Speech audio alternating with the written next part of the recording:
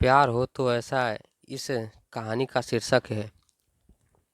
चलो सुनाते हैं एक शायरी के रूप में। वो कहते हैं ना, किसी चीज़ को शिद्दत से चाहो तो पूरी कायनात तुम्हें उससे मिलाने में लग जाती है। ऐसे ही कुछ कहानी अंजलि और वीर की है। चलो इस कहानी को पूरा सुनते हैं।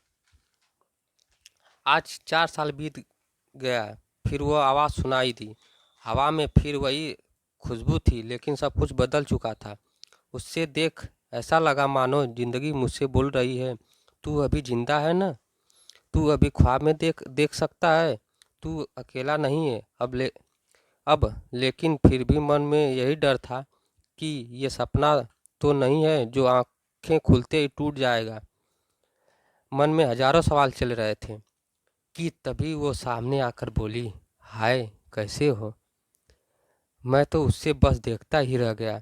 फिर वो बोली, हेलो कैसे हो, कुछ तो बोलो। मैं हड़बड़ाहट में बोला, मैं ठीक हूँ, जैसी हो। वो बोली, ठीक हूँ। तुम इस कंपनी में जॉब करते हो। मैंने कहा हाँ। उसके चेहरे पर हल्की सी मुस्कुराहट थी और बोली, मैं आज ही ज्वाइन हुई हूँ।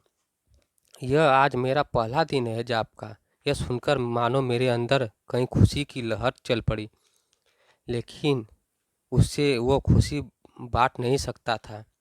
मैं आज 4 साल बाद उससे मिला था। वह मेरी पहली मोहब्बत थी। हम दोनों साथ में बहुत खुश थे, लेकिन फिर एक दिन ऐसा आया कि वह मुझसे जुदा हो गई। आखिरकार गलती थी मेरी ही थी।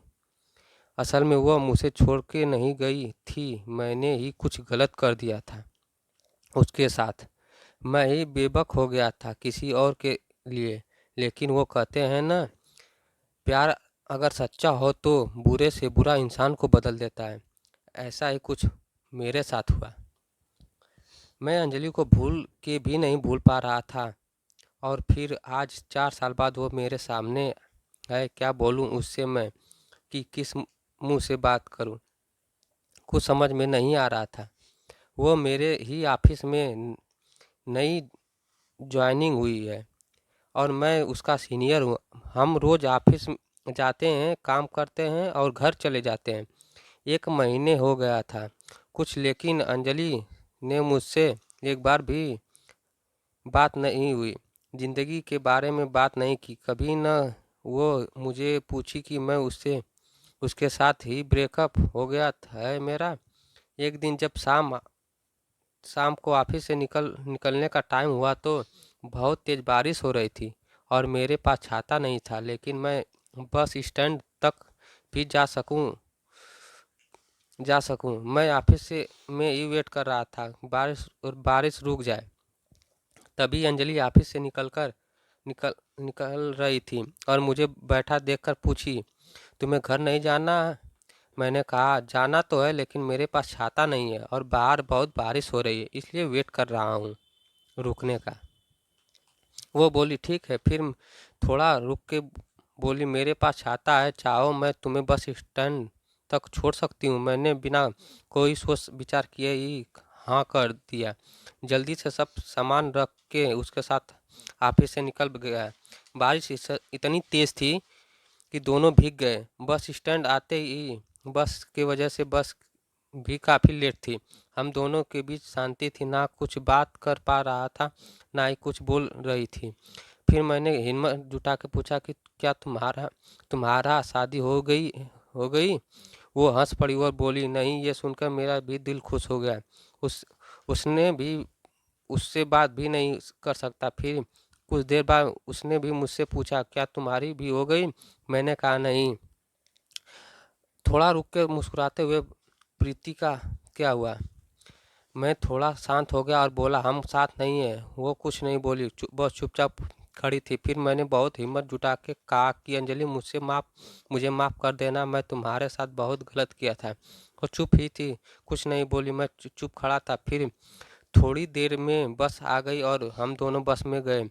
अगले दिन जब ऑफिस में अंजलि को देखा तो मुझे पूछना था, क्या सोचा उसने? मुझे माफ़ कर दिया है ना कि नहीं? कैसे बात करूं उससे?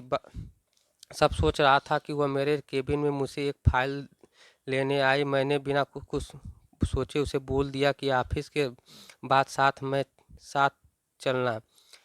वो बोली, क्या हम अभी इस इधर बात के कर सकते हैं? मैंने कहा, नहीं, ऑफिस के बाद मिलना वो ठीक है, और चली गई।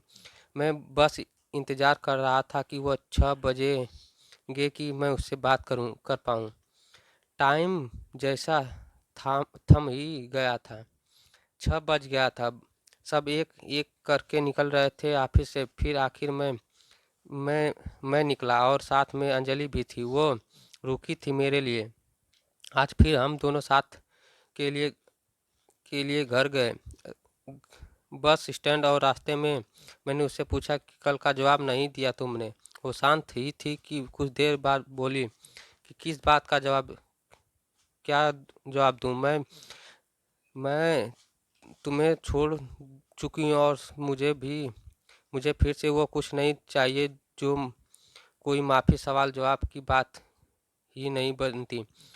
मैंने उससे बहुत ही मनाने की कोशिश की, लेकिन वो नहीं मानी। 5 महीने हो गए थे हमें एक ही ऑफिस में काम करते हुए। हम दोनों ही बस एक दूसरे की बात नहीं करते थे। लेकिन उसके कुछ दिन बाद मैं बहुत कोशिश किया कि अंजलि को मैं मना लूँ, लिए कह सकूं कि मुझसे गलती हुई थी, लेकिन मैं तुम्हारे बिना नहीं रह पा रहा हूँ।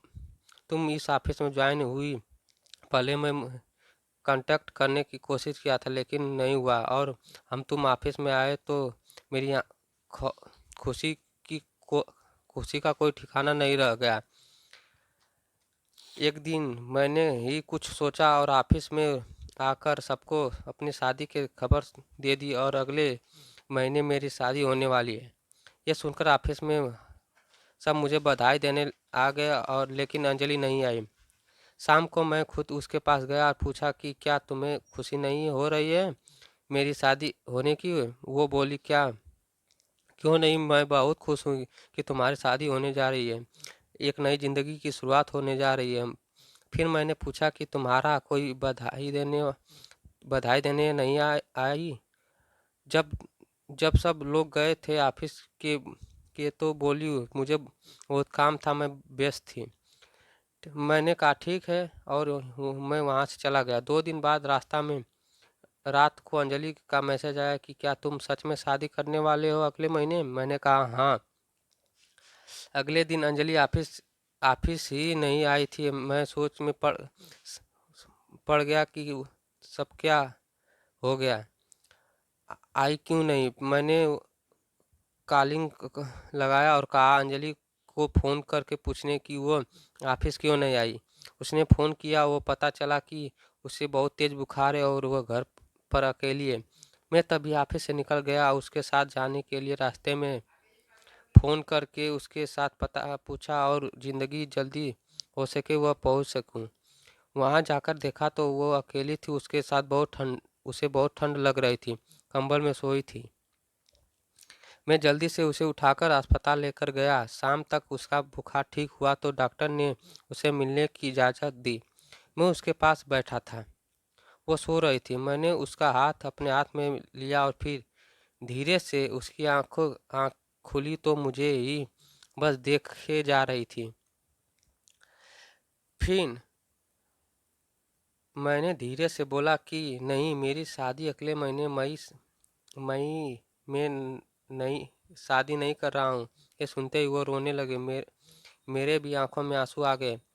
मैंने उससे गले लगाकर कहा, हम दोनों एक दूसरे को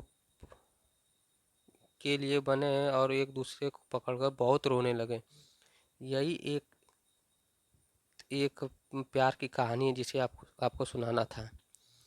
आपको अच्छा लगे तो आप इस चैनल को सब्सक्राइब कर दीजिए, और लाइक कर दीजिए, और शेयर कर दीजिए। और बहुत और अच्छी लगी तो मैं आगे आपको इससे भी अच्छी कहानी सुनाता रहूँगा। सुनने के लिए धन्यवाद।